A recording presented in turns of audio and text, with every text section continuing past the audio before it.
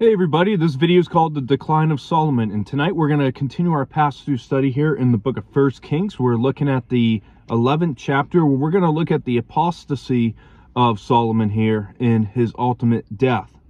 So chapter 11 verses 1 through 3 starts out, "But King Solomon loved many foreign women, as well as the daughter of Pharaoh, women of the Moabites, the Ammonites, Edomites, Sidonians, and Hittites, from the nations of whom the Lord has said to the children of Israel, 'You shall not intermarry with them, nor they with you. Surely they will turn away your hearts after their gods.' Solomon clung to these in love. And he had 700 wives, princesses, and 300 concubines, and his wives turned away his heart." So verses 1 through 3, we see the Moabites mentioned again, who were the descendants of Lot, who lived in the land east of the Dead Sea, between the Aran River to the north and the Jared Brook to the south. And the Ammonites, they were descendants of Lot as well, as seen in Genesis 19:38, and they were located in the area of the Transjordan. And that was about 25 miles east of the Jordan River. And Edomites from Genesis 36 verse 1 were descendants of Esau, and they were located in the area south of Moab to the southeast of the Dead Sea.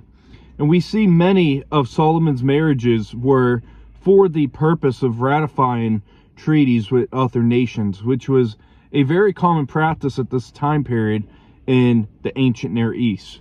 And the practice of multiplying royal wives was prohibited in the law of Moses back in Deuteronomy 17:17, because the practice would turn the king's heart away from the Lord. And we see that in Solomon's experience, that is a reality. It's been proven true. And Solomon's love for the wives led him to abandon his loyalty to the Lord and the worship other gods, as we're going to see. And for all of Solomon's wisdom, he did not have the wisdom to apply this simple command to his own life. And maybe he saw himself as an exception, or he would escape the consequences of his sin. And many times when people commit different types of sin, it's because they think they're an exception to the penalties or the chastisement behind that, or they think they're going to escape the consequences of their sin. And we see that even in the criminal justice system. People will put on a mask and go rob a bank or a store or whatever the case might be. They think they're going to get away with it, that they can't be identified. But criminals are stupid. They always leave an imprint behind of some sort of evidence against them, like 99.9% of the time. And you may be saying that the number of marriages is insane, and I would agree with you. For 700 concubines and 300 wives, one wife is more than enough for me. And I know some of you men might be saying amen right there.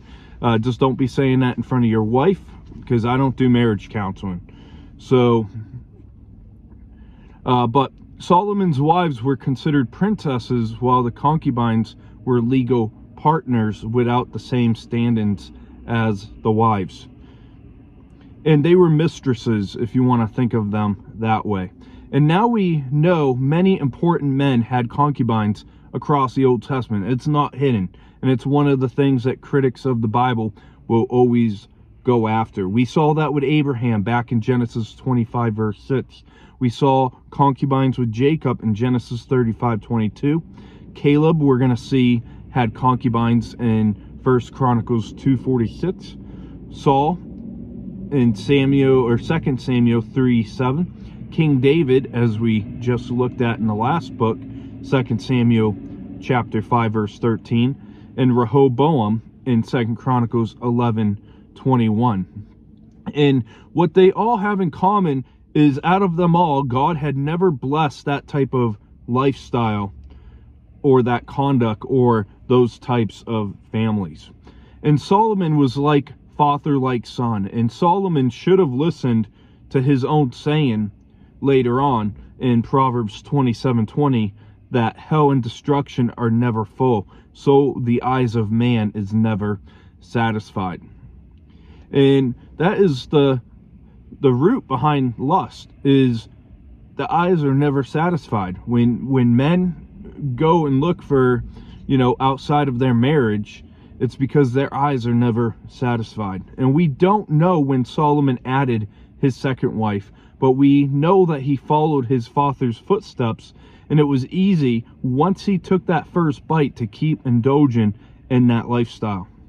And verse 4 through 8 says, "For it was so when Solomon was old that his wives turned his heart after other gods, and his heart was not loyal to the Lord his God, as was with the heart of his father David.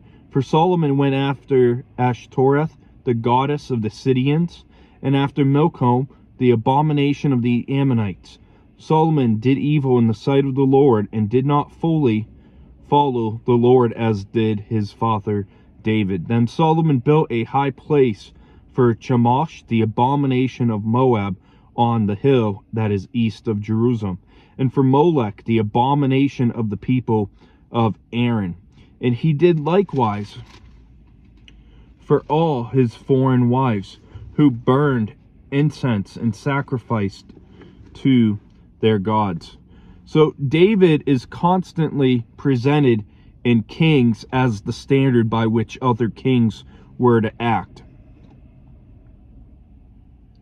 and be judged. And this wasn't because David had not sinned. Obviously, we went through the books of Samuel, and we know that David fell into his own shortfalls. But what we also know is that David repented appropriately from his sin, as we see he writes about in Psalm 32 and Psalm 51. And because sin did not continue as the pattern of his life. And Ashtoreth was the Canaanite goddess of love and fertility, and it was especially worshipped at Tyre and Sidon. And Milcom was another name for Molech, the national god of the Ammonites, and his name seems to mean the one who rules. And the worship of Molech was associated with the sacrifice of children in the fire. Almost something sounds familiar today. And we know that Molech today is the abortion and the worship that takes place at these murder shelters, Planned Parenthood, and like centers. And Molech worship was seen in Leviticus 18:21, Leviticus 20 verse 2 through 5, and Jeremiah 32 verse 35. And the particular evil of Solomon was his tolerance of and personal practice of idolatry. And one thing you want to get used to as we go through the book of 1st and 2nd Kings is the phrase evil in the sight of the Lord. And it's going to be used throughout the books of Kings to describe the rulers who promoted and practiced idolatry. And Solomon became an open idolater, worshiping images of wood and stone in the sight of the temple, which is in his early years. And he had erected to the one true God. And Chemosh was the god of the Moabites, to whom the sacrifice of children as a burnt offering was customary, as well as seen in 2 Kings 3:27. And the hill east of Jerusalem was probably known as Mount Olives. And it's known as Tophet in Jeremiah 7:30 verse 30 through 34, and the Mount of Corruption in 2 Kings 23 verse 13. And I don't know about you, but I hate one saying that some people will say, the older are wiser, or something along those lines, that with age comes wisdom. That ain't always true. You're going to find people in all different age groups, even 70-year-olds, that are foolish. And you might disagree with that, whatever. But age did not make Solomon wiser. It did the opposite to him. And this man was of great heritage, wisdom, and blessing, and he turned to the most depraved gods of the pagan nations. In verse 9 through 13 says, "So the Lord became angry with Solomon because his heart had turned from the Lord, the God of Israel, who had appeared to him twice. And he had commanded him concerning this thing, that he should not go after other gods.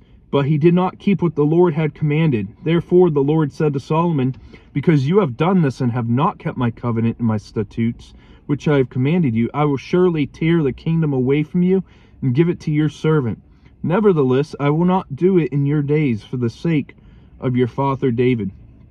I will tear it out of the hand of your son. However, I will not tear it away the whole kingdom. I will give one tribe to your son for the sake of my servant David and for the sake of Jerusalem, which I have chosen. So we see, rightfully so, that God is angry at Solomon as he appeared to him once at Gibeon in chapter 3 verse 5 and Jerusalem in chapter 9 verse 2. And God had warned Solomon on both locations that he would have no excuses that could be justifiable. And Solomon failed to obey the commandments to honor God as called for in the 10 Commandments in Exodus 20 verse 3 through 6 under the Mosaic covenant. And as we'll see ahead in verses 29 through 39, Ahijah's symbolic action of tearing his garment came upon the announcement of the Lord's tearing of the kingdom from Solomon. And the tearing of the robe pictured the loss of the kingdom and recalled the interaction of Samuel and Saul back in 1 Samuel chapter 15 verse 27 and 28. And that was when the Lord took the kingdom away from Saul because of his disobedience. And the great gifts to Solomon followed by his great abuse warranted such a judgment. And the Lord's great love for David caused him to temper his judgment with mercy by not disrupting the kingdom in Solomon's lifetime, as we'll see upcoming in verse 34. And this showed that Solomon's disobedience did not invalidate the Davidic covenant, but the Lord's commitment to fulfill his word to David remained firm, the one tribe who remained loyal to the Davidic dynasty as Judah, as we're going to see in the next chapter, verse 20. And we see that the Lord had chosen Jerusalem as the place where his name will dwell forever. And therefore Jerusalem and the temple would remain so that the divine promise of God may stand. And God announces the kingdom would be divided. In the southern kingdom, as seen through 2 Chronicles 11:12, it was made up of the two tribes of Benjamin and Judah. And either Benjamin was swallowed up by Judah, or one tribe in addition to Judah. In verse 14 through 22 says, Now the Lord raised up an adversary against Solomon, Hadad the Edomite. He was a descendant of the king of Edom. For it happened when David was in Edom, and Joab, the commander of the army, had gone up to bury the slain after he had killed every male in Edom. Because for 6 months Joab remained there with all Israel until he had cut down every male in Edom. That Hadad fled to the Egypt, he and his Edomites of his father's servants with him. Hadad was still a little child.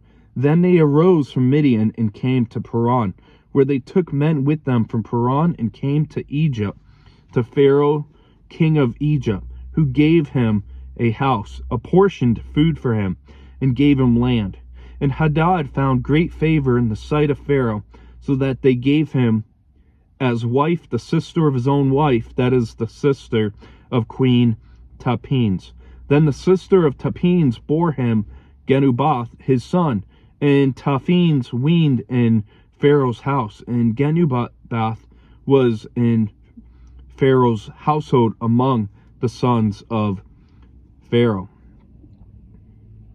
So when Hadad heard in Egypt that David rested with his fathers, and that Joab, the commander of the army, was dead, Hadad said to Pharaoh, Let me depart, that I may go to my own country. Then Pharaoh said to him, What have you lacked with me, that suddenly you seek to go to your own country?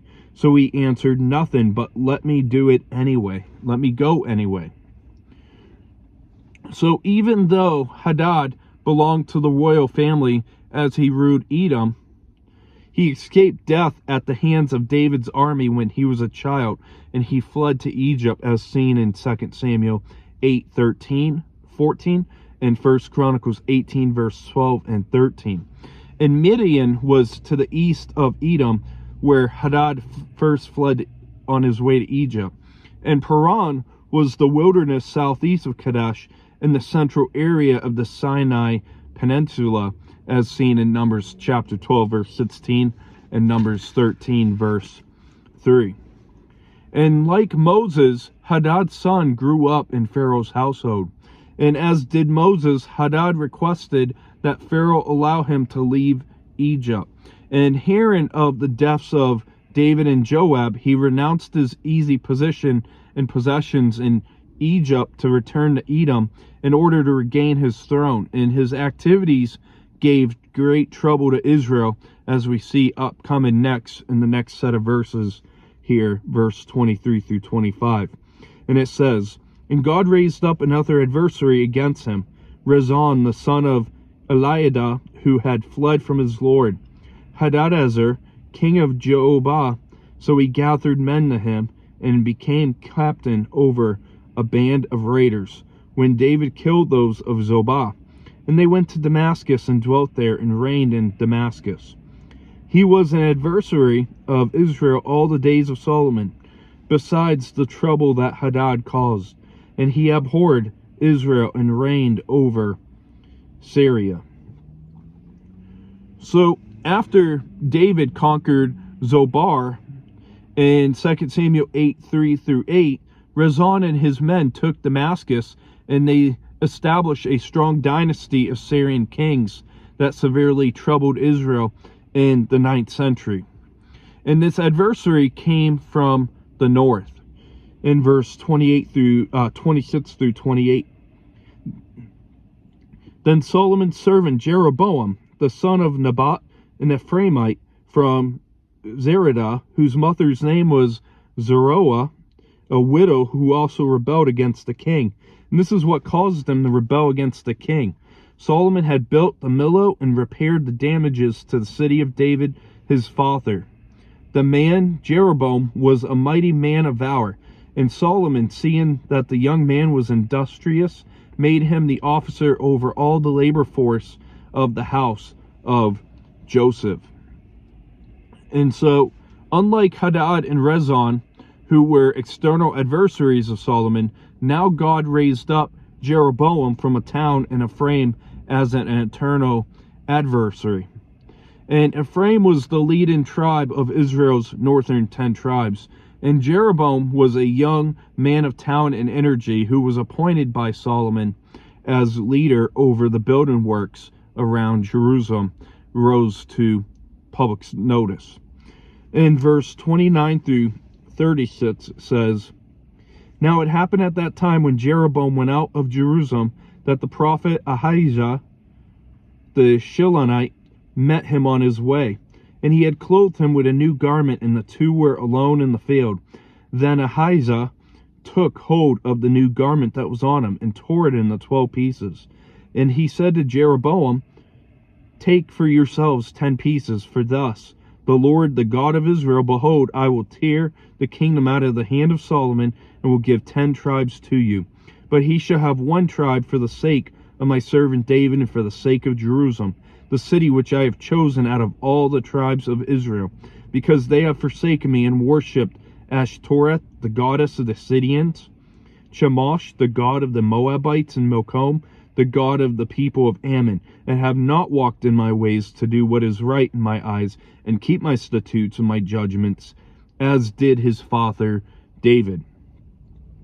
However, I will not take the whole kingdom out of his hand, because I have made him ruler all the days of his life for the sake of my servant David, whom I chose because he kept my commandments, my statutes. But I will take the kingdom out of his son's hand, and will give it to you 10 tribes. And to his son I will give 1 tribe, that my servant David may always have a lamp before me in Jerusalem, the city which I have chosen for myself to put my name there." So Ahijah was the prophet of the Lord who lived in Shiloh, 20 miles north of Jerusalem and a town of Ephraim. In verses 30 through 32, it is a memento prophecy that because of Solomon's sins, the kingdom would be divided and Jeroboam would rule in the northern area. And a lighted lamp represented the light of an individual as seen in the book of Job 18 verse 6 and Psalm 132:17. And God promised that from the tribe of Judah, David would continue to have descendants ruling in Jerusalem as seen in 2 Samuel 21:17, 1 Kings 15 verse 4, and 2 Kings 8:19. And Jeroboam would lead the divided Israel after Solomon's death, the 10 tribes. And this is the first that we hear of the divided kingdom, which became Israel's history for hundreds of years after the death of Solomon. So we see the impact that Solomon's choices left him with. In verse 37 through 40, to wrap up the chapter here, it says, "So I will take you, and you will reign over all your heart desires, and you shall be king over Israel. Then it shall be, if you heed all that I command you, walk in my ways, and do what is right in my sight, to keep my statutes and my commandments, as my servant David did, then I will be with you and build for you an enduring house, as I built for David, and will give Israel to you. And I will afflict the descendants of David because of this, but not forever." Solomon therefore sought to kill Jeroboam, but Jeroboam arose and fled to Egypt, to Shishak, the king of Egypt, and was in Egypt until the death of Solomon. And that's actually, there's a few more verses after this. But the Lord gave to Jeroboam the same promise that he had made to David, an enduring royal dynasty over Israel and the 10 tribes, if he obeyed God's law. And the Lord imposed on Jeroboam the same conditions for his kingship as imposed for David. But not forever was a statement implied that the kingdom's division wasn't to be permanent, and that David's house would ultimately rule all the tribes of Israel again, as predicted in Ezekiel chapter 37 verse 15 through 28. And though the prophecy was private, the king heard about it, and Jeroboam became a marked man and guilty in Solomon's eyes of rebellion and worthy of the death penalty. And Shishak was the founder of the 22nd dynasty in Egypt, and he reigned between 945 to 924 BC. And he invaded Judah during the reign of Rehoboam, as we'll see in the next chapter, chapter 14, verse 25 through 26 next week. Not next chapter, but next week. And further startling evidence of Solomon's decline is seen waiting to kill Jeroboam. And now finally, the final verses here of the chapter. "Now the rest of the acts of Solomon, all that he did in his wisdom, are they not written in the book of the acts of Solomon? And the period that Solomon reigned in Jerusalem over all Israel was 40 years. And Solomon rested with his fathers and was buried in the city of David his father, and Rehoboam his son reigned in his place." So verses 41 through 43, we see it wraps up talking on the death of Solomon. And he was likely 20 years old, many theologians believe, when he began his reign. So he reigned right around 971 to 931 BC. And then in verse 43, "Then Solomon rested with his fathers," does not necessarily mean that he died as a saved man. And I'm not going to argue that he wasn't saved. But it's a common phrase in the books of Kings that's used 25 times, and it was used with such wicked kings such as Ahab in chapter 22 verse 40. And it meant that he passed on to eternity. And to be honest, we don't know Solomon's eternal state. He's not mentioned in the Hall of Faith in Hebrews 11. That is an interesting thing to note. And the answer rests with God as with all people. It is not our job to figure out who is saved, who is not saved. Our job is to be faithful to God's word, proclaim the word of God, and to proclaim the gospel. In First Kings, if we read that just alone, it seems that he died in apostasy. And some theologians believe that where Solomon wrote the book of Ecclesiastes, that he repented and came back to the Lord at the very end of his life, as refraining of his evil into vanity. And so to wrap up real quick here, we look tonight at Solomon's apostasy, starting with his unlawful marriages, just like many other Old Testament people. And I want to go over to Matthew chapter 19. I've read this already many times in our Old Testament studies, but I just want to remind you, what was God's definition of marriage? What was God's guidelines for marriage? In Matthew 19 verse 4, I know it's talking about a divorce passage here, but it says, "And he answered and said to them, Have you not read, he who made them at the beginning made them male and female, and said, For this reason a man shall leave his father and mother and be joined to his wife, and the two shall become one flesh. So then they are no longer two, but one flesh. Therefore what God has joined together, let no man separate." So the formula that God has created us, we see all the way back in Genesis 2:24, is for one man, one woman. No binary, no make up my own genders, no change in my genders, no following people of the same sex, so on and so forth. God's definition of marriage is one man, one woman. Not 100 wives, not 1,000 wives, concubines, mistresses, whatever you want to go with. So that is important to note, that the polygamy that we see in the Old Testament was not endorsed by God. And God's plan from the beginning was one man, one woman to become one flesh in marriage, to break it the easiest way. And we see that Solomon's wives turned him away from God as they were unequally yoked.